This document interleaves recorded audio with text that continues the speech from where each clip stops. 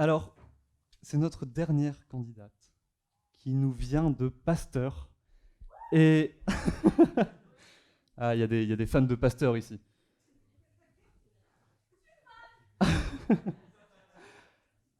Alors, quand on lui a dit qu'elle passait en dernière, elle a explosé de rage. Vraiment, elle nous a sauté au cou, j'ai encore des griffures. Non, je rigole. Mais elle était en colère parce qu'elle est impatiente. Voilà, je balance. Pour tout vous dire, elle m'a dit de meubler. Donc, je vais meubler. Mais elle était très en colère quand elle a eu son ordre de passage. Et à chaque fois qu'on lui donnait un sujet, que ce soit en entraînement ou pour la soirée de l'éloquence, elle nous regardait avec des grands yeux. Mais je comprends pas votre sujet. Mais pourquoi vous avez choisi ça ? Elle a choisi le thème « Les femmes dans le sport ». C'est un thème tout à fait original et qui mérite d'être mis en avant. Et son sujet, le sujet que nous avons choisi à l'association, c'est « Tu frappes comme une fille, mon fils ». Alors, je pense qu'on va pouvoir l'applaudir bien fort. C'est Madelon.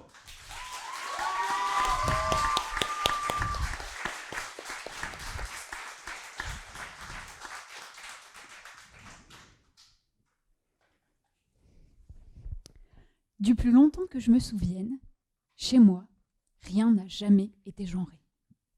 Ça ne m'a jamais choqué de voir un garçon déguisé en princesse ou une fille jouer aux petites voitures. Et pourtant, chez moi aussi, il y a un tonton relou.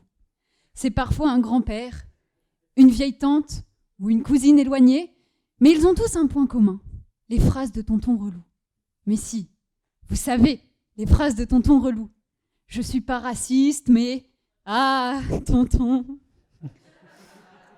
Les véganes, c'est n'importe quoi cette nouvelle tendance. Ah, tonton. Les féministes, c'est toutes des extrémistes. Ah, tonton. J'en ai entendu plein des phrases comme ça.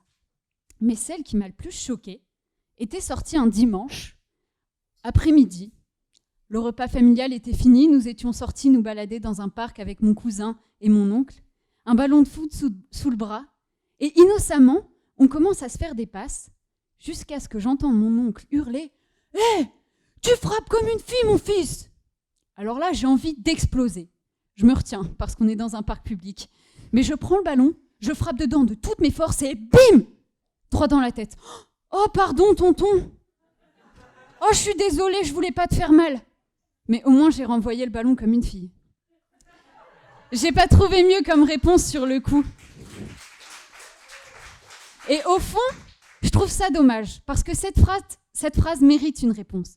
Alors ce soir, je vais vous dire ce que j'aurais répondu si je n'avais pas cassé le nez de tonton et si j'avais été un peu moins impulsive. Certains vont me dire « Oui, mais les filles et les garçons, tu peux pas les comparer, c'est la nature.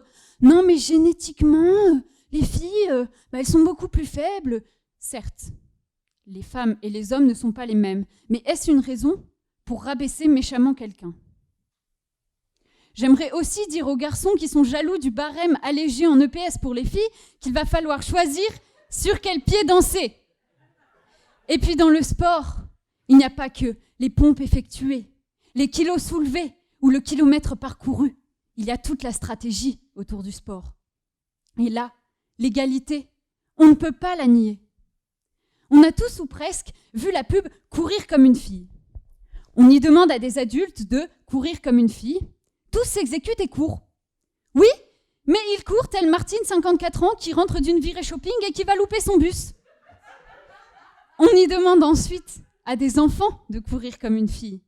Et là, tous se transforment en mini Usain Bolt. Ils donnent leur vie pour cette course. Cette expérience représente bien ce qu'on peut penser du sport face aux filles. Mais moi, je n'ai qu'une seule chose à dire.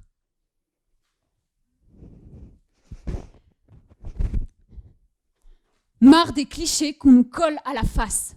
Marre de devoir choisir entre être Martine, 54 ans, ou Usain Bolt. Nous sommes libres. Et laissez-nous l'être. En pensant à cette phrase, j'ai évidemment pensé à tous les cours de PS. Qui n'a jamais été traumatisé par le fait d'être choisi en dernier lors de la composition des équipes ou de devoir jouer un peu plus loin des autres car il est jugé plus faible? Mais ce qui m'a le plus choqué sur tous mes cours de PS, c'était passé lors d'une séance en été sous le soleil du Nord. Oui, ça arrive dans le Nord. Les garçons étaient autorisés à courir torse nu, pendant que nous, les filles, étions obligées de subir la chaleur et notre t-shirt. Pourtant, à l'époque, je n'avais guère plus de poitrine qu'eux. Mais ça ne vous révolte pas, vous? Monsieur, vous ne trouvez pas ça profondément injuste? En réalité, ce n'était que le reflet de la société. Mais ça, je ne l'ai compris que plus tard. En effet, c'est par le sport que j'ai découvert les inégalités entre les hommes et les femmes. Il y en a tellement. Je pratique le tennis depuis 5 ans. J'aime frapper la balle. Ça me rend heureuse. Mais c'est un jour, en tombant sur une vidéo de Serena Williams, que ma vision sur le sport et sur la vie a littéralement changé. Cette femme est l'une des meilleures joueuses du monde. Et je partage beaucoup de choses avec elle, notamment le dépassement maximum de soi. On sait rarement quand on se dépasse. Mais moi, je l'ai su une fois. Ce jour-là, je suis arrivée dernière. Et pourtant, j'avais tout gagné. J'étais suspendue en haut d'un mur d'escalade pendant une compétition. J'avais 10 ans. Je tétanisais depuis plus de 10 minutes, fixant cette dernière prise, beaucoup trop haute pour moi, et moi beaucoup trop petite pour elle. J'étais à 2 doigts d'abandonner. Mais dans un dernier élan, je décide de prendre l'impulsion. Je pousse de toutes mes forces, je me jette et là, j'attrape cette dernière prise. Soudain, des applaudissements. Les gens tapent frénétiquement dans leurs mains. Je ne comprends pas, je regarde autour de moi, je me dis que quelqu'un a dû monter le mur d'à côté en moins de 30 secondes, bravo. Non, il n'y a que moi. Les gens m'applaudissent. Ils m'applaudissent parce que je me suis dépassée, que je n'ai pas abandonné. Et finalement, pour moi, le sport, c'est ça. Se dépasser, toujours repousser ses limites. Alors, à toi qui te reconnais dans les phrases de tonton relou, s'il te plaît, arrête. Aujourd'hui, je porte la parole de toutes les autres personnes autour de la table. Arrête! Laisse-nous vivre librement. Laisse-nous vivre sans jugement. Et toi, mon fils, oui, tu frappes comme une fille, mais tu ne dois pas en avoir honte.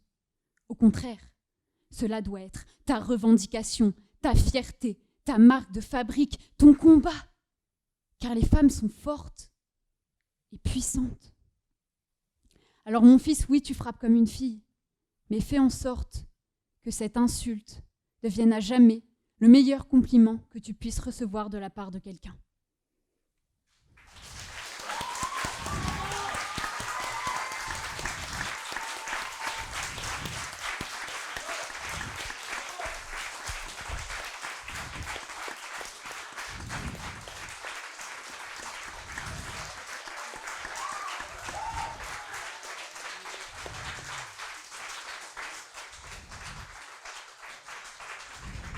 Félicitations Madelon. Merci.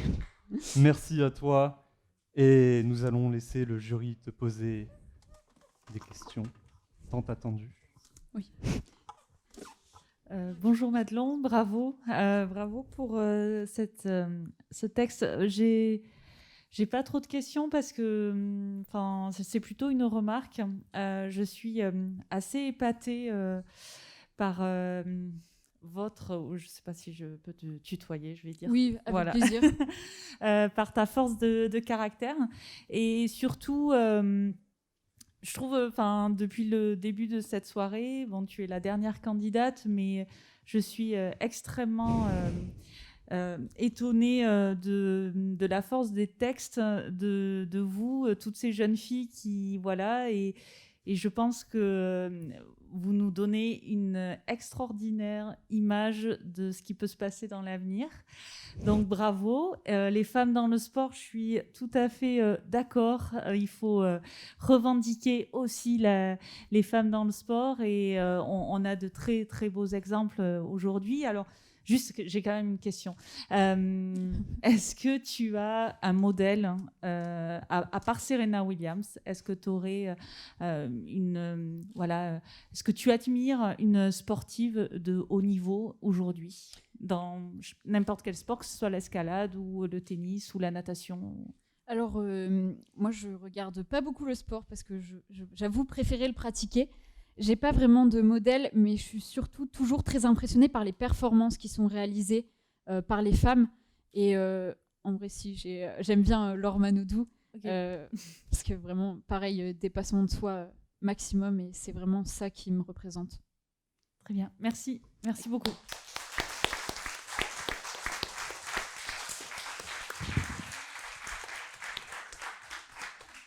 Alors, on n'aura pas le temps pour une deuxième question puisqu'on est Très bien. très en retard. Mais on te remercie, Madelon. Je pense qu'on peut encore l'applaudir.